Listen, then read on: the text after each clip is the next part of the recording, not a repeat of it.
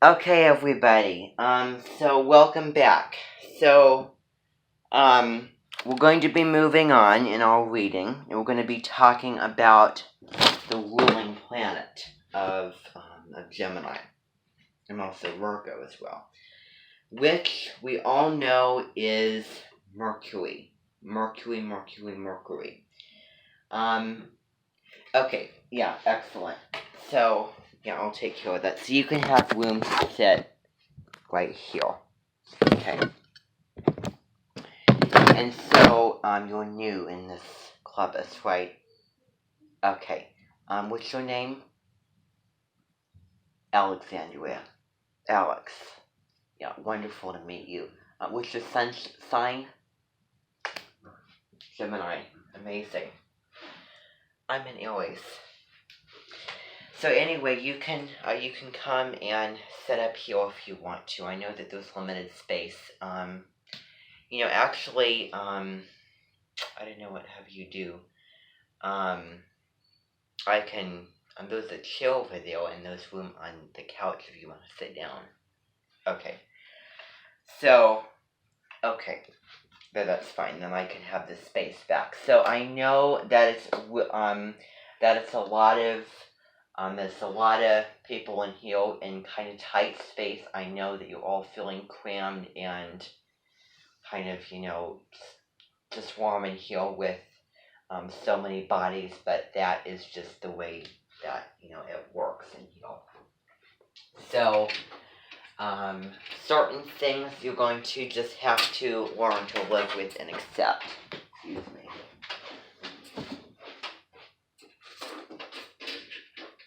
And you can sit on this little bench here if you want to. It's perfectly fine. Okay. So now everybody, we're going to get back to what we were talking about. So now, last time we were reading about mythology, which, as you know, is rooted in astrology. So those stories, really are very, very important, and that story really, leads us, and really, is the thing that shapes us, because there has to be a root. There has to be, something that starts it off. To lead it up to that point. And so that's what we're reading about. Now, another lesson with that story, and the lessons called the loyalty and the importance of connection and relationship, but those things can be brought and builded together in times of war.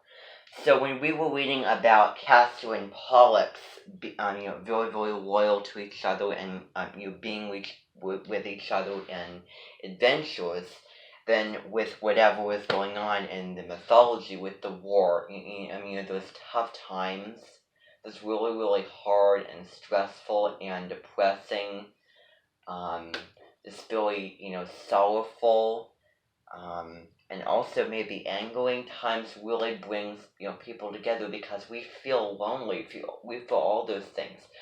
So again, it goes with the importance of the relationships, and because we are naturally social creatures, so that's what it's emphasizing with the twins. And so we look to other people to really raise us up and make us feel good and strong and ultimately happy and on top of that. So there's so many things that I could say about that. I'm going to be right back, okay? And then we're going to get to, we're going to talk about Mercury.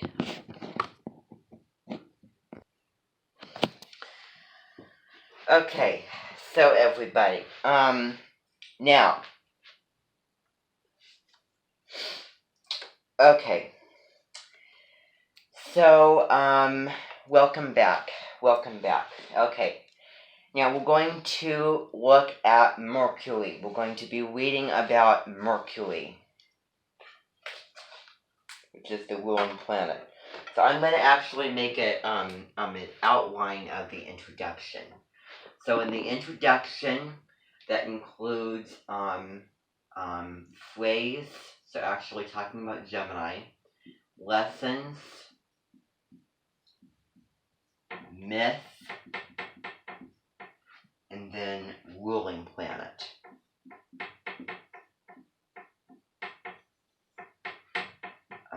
And then myth and meaning, I'm going to say. Because there is a mythological story. And then we're going to talk about,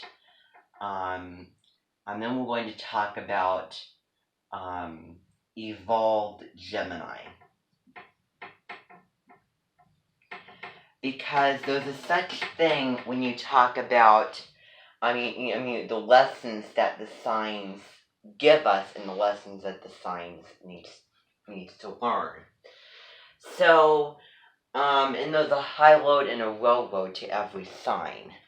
And that, maybe has to do with, the sequence. Like it starts out kind of animated and, unupgraded and elevated. And then as it goes through, it evolves and it learns. So, the lesson for Gemini is first of all to commit and ground itself to something rather than, being fickle and constantly moving on to something else.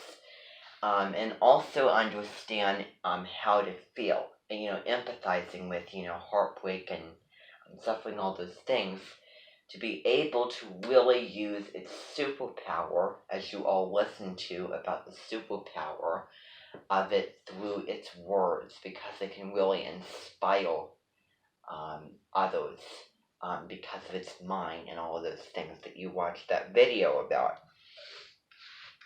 So, I'm going to leave that up there, okay, and we're going to begin reading.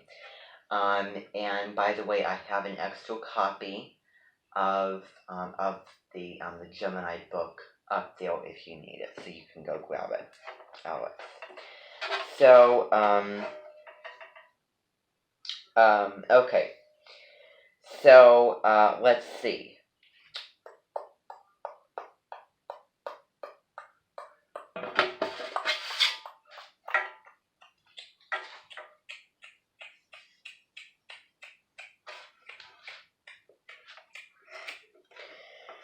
So, let's see here. So it talks about, we read about the story and we read about the lessons of the importance of relationships. The importance of reading about how they help us grow. And the importance of loyalty and communication and connection can really enhance our lives.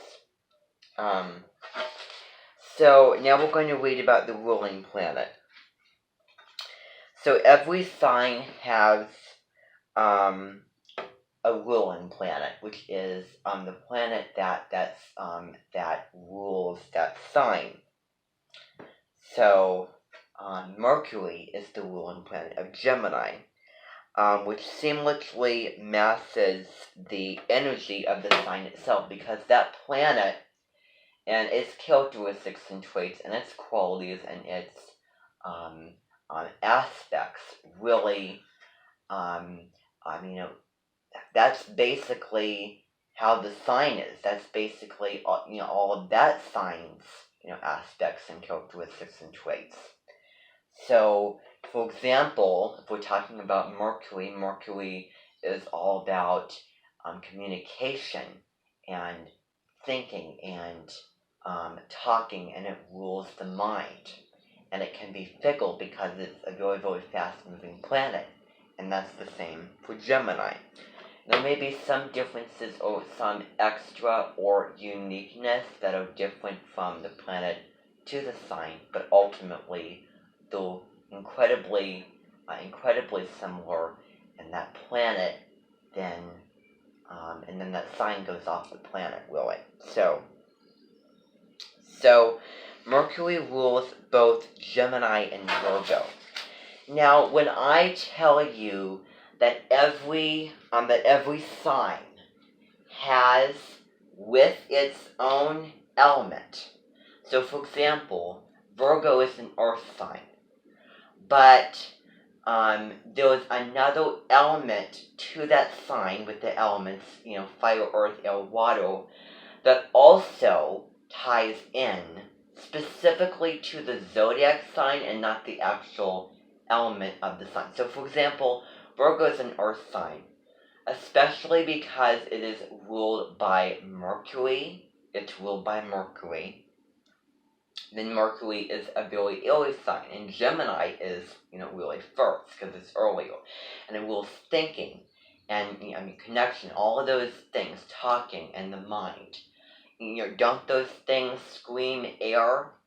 Well, Virgo is very analytical. It's very analysis and uses its mind to think and say things and make judgments about things and perfect things.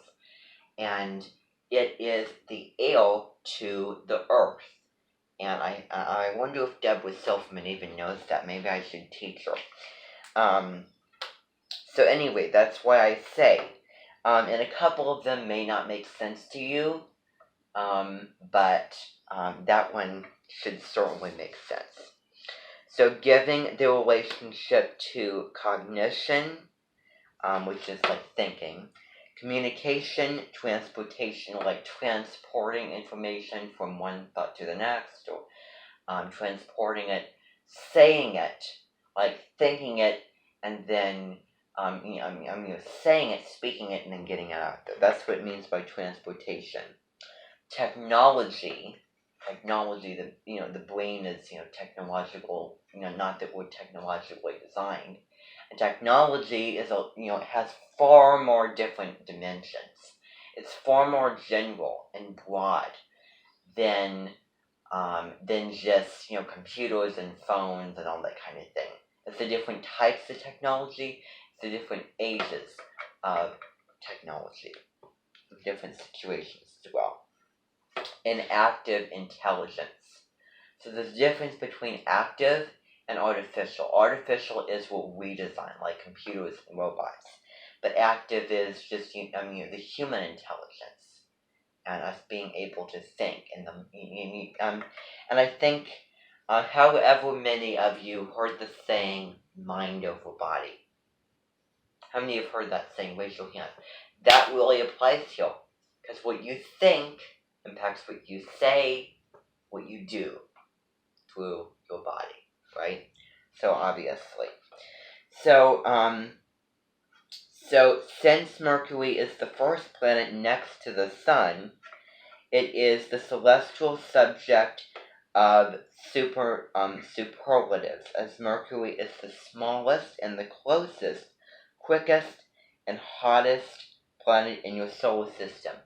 When you look at the natal chart, what planets are usually to the top of the chart are the closest to the Sun and the Moon. So you see Mercury, Venus, Mars, then Jupiter, Saturn, I believe, in that order, and then Uranus, Neptune, and then Pluto. That's the order they go in. From the closest to the farthest of the Sun, the closer they are, the faster that they move, and the more they impact your personality. And the farther away they are, the slower they move, and that's kind of like you really need to know that person to uncover those things very, very well. So let's see. Let's see. So Mercury, smallest, closest, quickest, moving from one thing to the next. It moves too quickly because has a Gemini's are very, very quick and fast and have quick wit and everything. And hottest planet in our solar system, hot, energy, enthusiasm, which is what Gemini has. And remember, air is the bonding element to fire. If you add air to fire, it makes the fire grow, and vice versa for the air. So hottest planet in the solar system. This demonstrates the superlative possibilities available to Gemini, who is invited to be the quickest, very, very quick, speaking, witted, very, very humorous and fun and upbeat and all those types of things. Stimulates, moves, clicks, funniest, very, very funny, impulsive with his words, most agile, most controversial, and the most energetic person in whichever room, relationship, office, or campus they find themselves in. And the best way to be energetic and the most common, seen easily and known, shown way is through speaking. And so they're very, very energetic. They like to laugh and have fun and entertaining and all that jazz. So that's basically just the gist of Mercury right there. So a couple of things to write down about Mercury. So remember that Mercury, thinking, talking, mind, and then remember, closest to the sun, quickest, hot, very, very hot, close to the sun, which is the very, very first sign of your entire chart. And remember, with that rules, and also, and all of those things that you should already know. So that's the gist of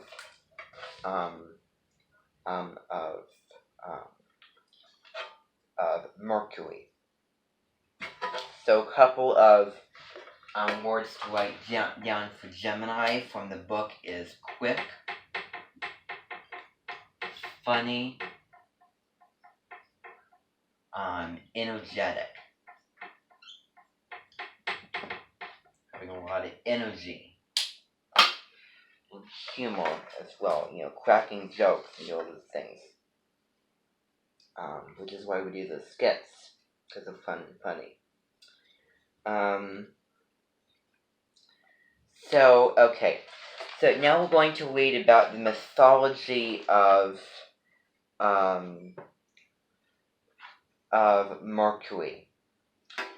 So it says, returning to ancient mythology, Mercury was the messenger god who flew between the highest heavens of Mount Olympus and the lowest depths of the underworld.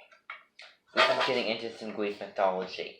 This is really getting into another air sign, which is Aquarius, which is also represented by an angel, traveling and putting its words of wisdom, leading, guiding, acting like an angel, offering ideas, serving, giving, protecting, all of those types of things. Like I think of Athena, flying from like the highest peak of Olympus, where everything's fun and funny and lightness, to the kind of dark, intense, very, very heavy and emotional, very, very deep underworld, which is ruled by Pluto, which is Scorpio's ruling planet.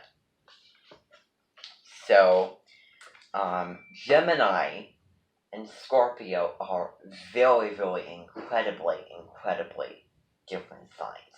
Very, very incredibly different. As I just explained. And if you look at those characteristics and traits of the signs, if you look at the two signs. So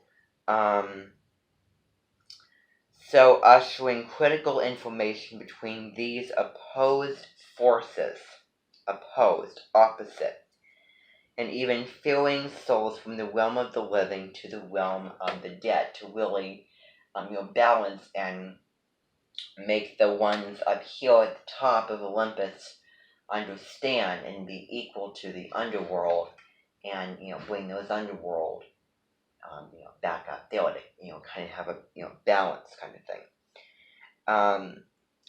So let's see. So his Greek namesake Hermes means persuasive tongue, because Geminis, as I said, can persuade with what they're saying, how they're saying it, points they have to make, and then the tongue.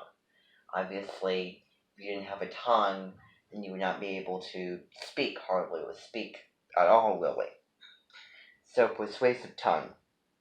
Well, the shadow side of Gemini can manifest, grow, and expand as a person who only wants to keep it heavenly, good, happy, kind of like in the clouds, and also maybe, kind of fluff, I want to say, and maybe foo-foo as well, nonsense, and light-filled, or cynical, or hellish, like deep and negative and really, heartfelt and intense, all those kind of things. So high-minded Gemini, the highlight of Gemini, how Gemini evolves, allows themselves to soar to both the highest realms of thought that consciousness can allow them, to the highest realms of thought, thinking about, psychologically, about new concepts like, religion and understanding psychological feelings and those kind of things. And Sagittarius, which is high thinking and high learning, really, that's what it's getting into here, with the planets that we talked about with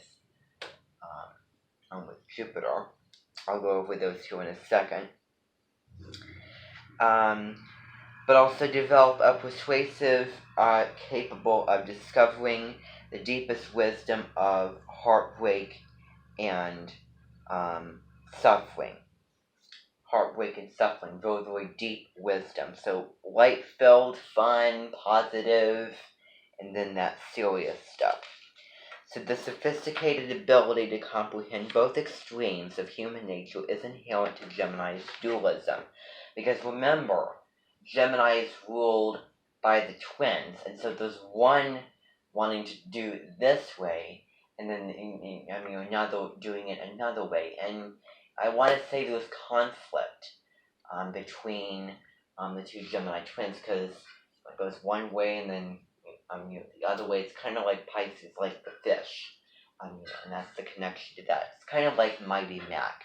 I don't know if you've seen Thomas and Friends or not, but there was an engine, Mighty Mac, with one engine but two faces, Mighty and then Mac, two sides of it. So it's basically a twin, but in one, put together in one engine.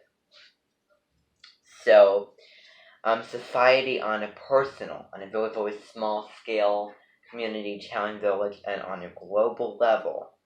So the big picture fails when it cannot hold the space for the nuance. So, new ideas, like new religions and those kind of things. Think of kind of, outdoor policy, new cultures, and that will kind of conflict back in the day. So, if Geminis are brave enough to convey the truth in these observations, then they can use their words to righteously inspire others. So, if they can understand, if they can empathize with, if they can recognize and understand the truth in what they see, then they can speak to righteously inspire others. They can make speeches, they can go on TED Talk, you name it, and all those kind of things. So, now what we're going to do is we're going to go over a couple of planets. So, we know Mercury,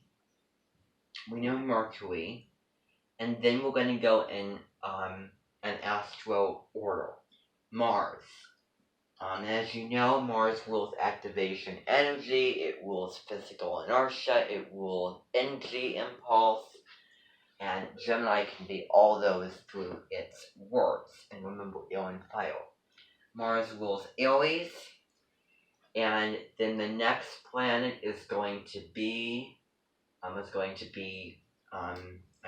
Sun, your commands, and wants the attention through its words and wants to be connected, wants a relationship, has kind of an ego, very, very attractive and drawn to. very bright and bold, energetic. So, the Sun rules Leo, the lion, Mars rules Aries, the bull. And then we have Jupiter. Jupiter, Sag and Gemini, they're opposite. And remember, Jupiter is all about higher learning, higher thought, expanding. Expansion of experience, body and mind. And remember, Sagittarius is the heir to the fire. It's a fire sign, but it has more of an airy wants, airy qualities, mindset and personality, and it's all about learning and expansion. Those things are all air. So again with the singing and the communicating, all that kind of stuff. So Jupiter, and then we also have maybe slightest bit of Saturnian. So Saturnian, Saturnian, whatever. But you get it. So purpose. Just doing, being grounded and practiced with the lessons Gemini needs to learn through grounding itself, and also purpose through its airy qualities, through its words, and really honing in on, understanding and recognizing important things. And then Uranus, that rules Aquarius. Remember, Jupiter rules Sag, the Archer, and the, Centaur. And then Saturn rules Capricorn, the Goat. Uranus rules, doesn't matter how it's pronounced, it rules Aquarius, the maiden, the water maiden. And Aquarius are very quirky, out of the box, unpredictable. They're very, very creative when it comes to ideas. Mind, thinking, ideas. Geminis love to share, love to learn, come up with new things, and they have a lot of great ideas in store. Okay, and also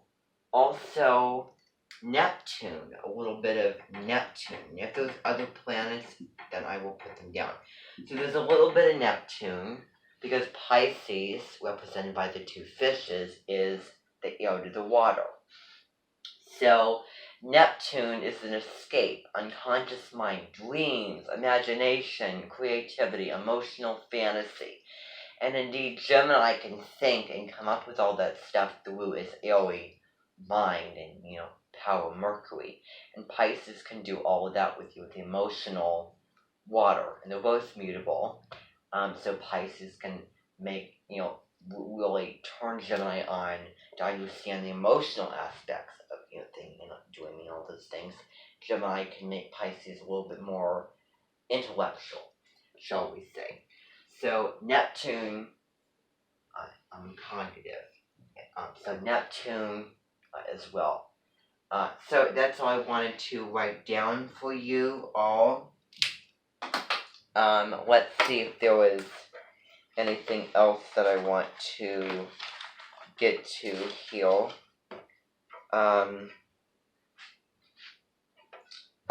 Let's see. So that's really all I have, because I want to break it down into certain sections. So